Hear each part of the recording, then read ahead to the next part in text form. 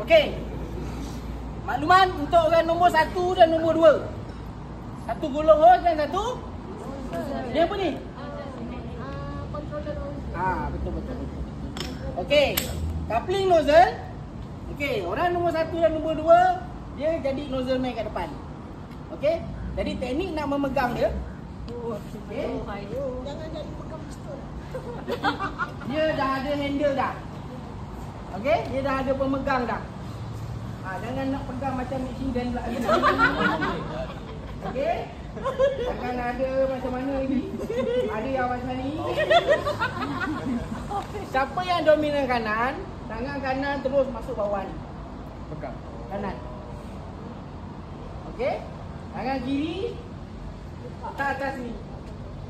Okey, yang ini untuk latihan saya akan tuan-tuan gunakan yang control nozzle ni. Okey. Dan dia sini tutup. Ni buka. Ni tutup. Ni jangan confuse. Okey. Jadi saya akan buka siap-siap.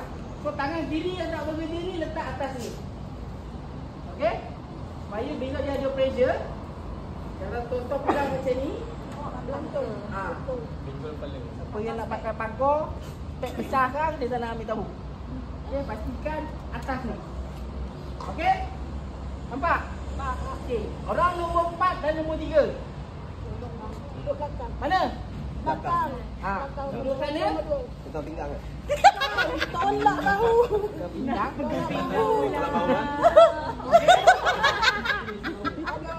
Okey, support orang nombor 1 dan nombor 2. Dalam kedudukan macam tu. Ada silang. Jangan duduk pandang kaki dia.